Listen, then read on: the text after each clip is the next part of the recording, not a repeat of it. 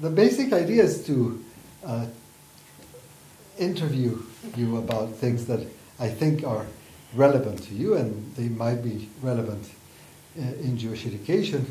And if the interview is found to be of relevance to whoever looks at it, they might use it as part of their activities in Jewish education. So maybe the very opening and general question is, what is it in your view to be a Jew today?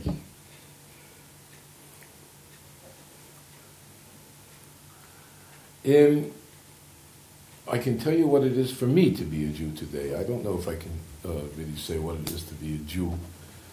In general, I would say that maybe from a perspective that each of us build our own portrait of what we are by our actions and by our belief systems and how we live our lives.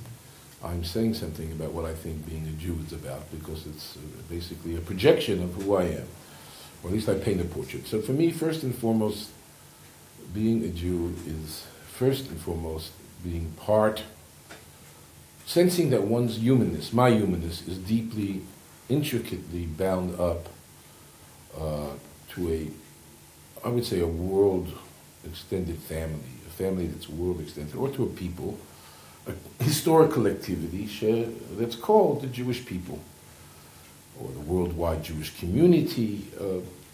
I don't think I can understand myself as a person except in a mirror of Jewish history, Jewish culture, Jewish past, Jewish present, Jewish future.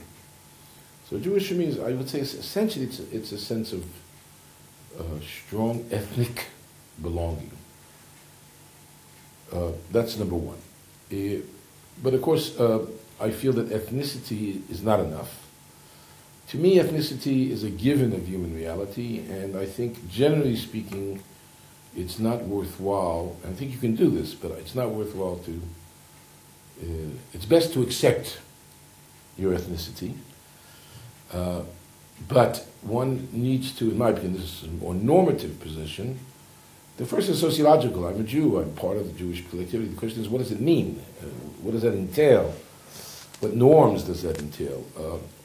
And so first I'd say as follows, that to me, any type of ethnicity or ethnic identity, any sense of belonging, which again I think is a crucial tool for all human beings to approach the world, is through their specific cultures, traditions, etc. But any ethnicity that becomes an end in itself, I have tremendous, I oppose it.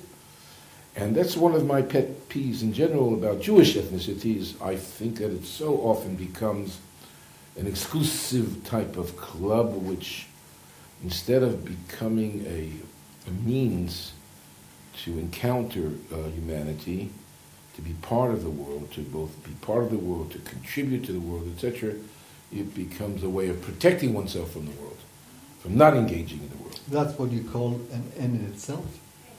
I think the minute that our family, no matter what, becomes the only social group that we relate to seriously, that it blinds us from the possibility, or does not allow us the possibility to be inclusive of other human beings who do not belong to our family. And this is either a family.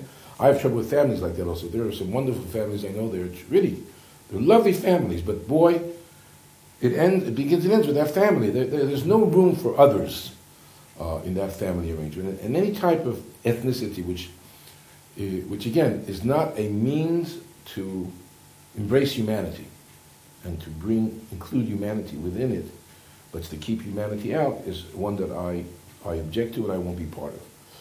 And one of the reasons I've become so much emphasize that, because I do feel, I don't want to get political, but I do feel that... Please do.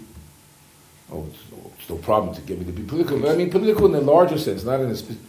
But one of the things that really I find very disturbing, from my perspective, is that Judaism, or Jewish ethnicity, for the most part, in most circles of Jews today, really is extremely myopic, extremely ethnocentric, extremely either afraid of or not interested in the world, in dealing with the world.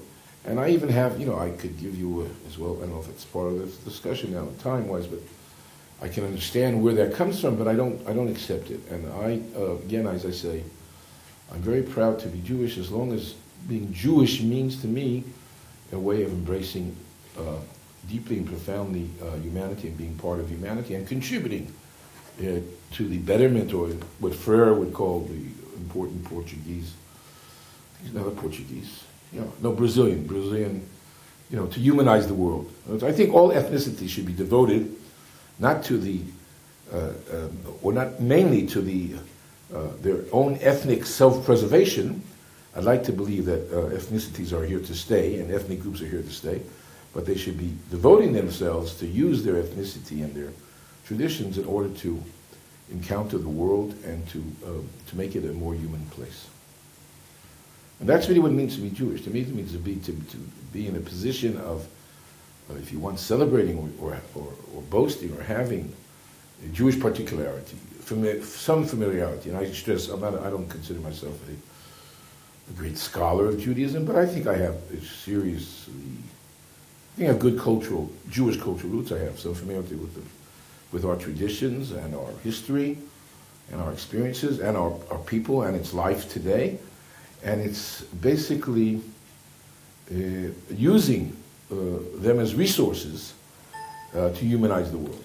How do you go around deciding which roots are supposed to be Jewish and which are not? Well, first of all, in my take, and this, I don't say I'm exceptional, but I don't think this is really what, generally speaking, Jews who are committed to Judaism would say.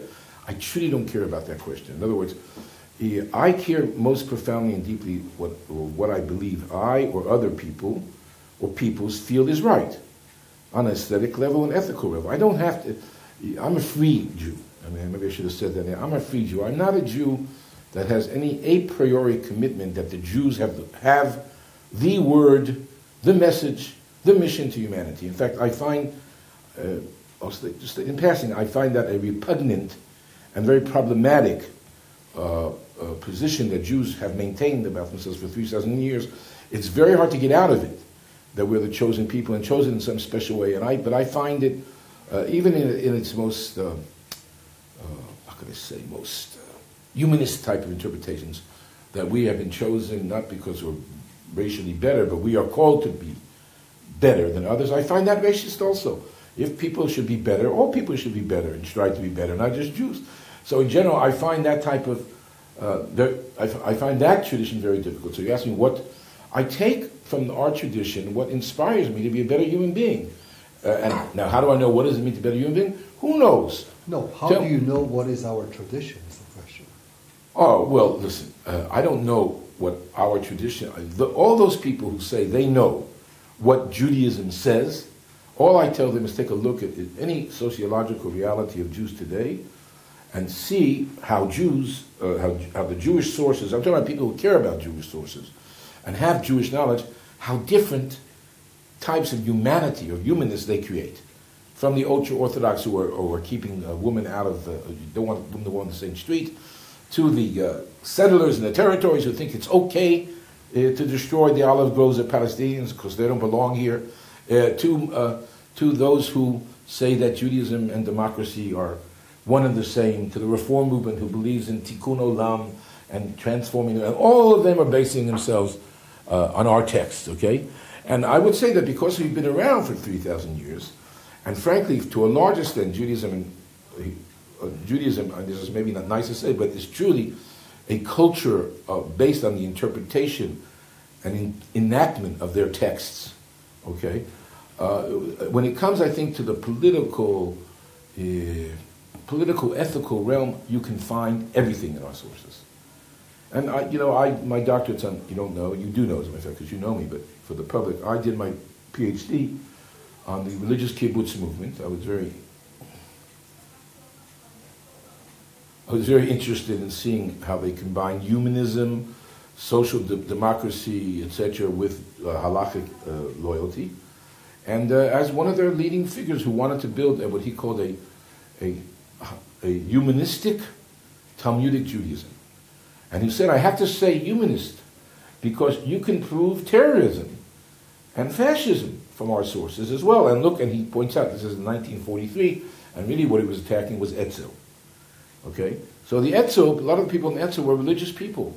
And they were using Jewish texts, our traditions, to support violent measures towards the Goyim, in this case the Brits and the Arabs. So surely the interpreted text is much more crucial than the written text. And we have, Baruch Hashem, thank the Lord, we have tons and tons of written texts.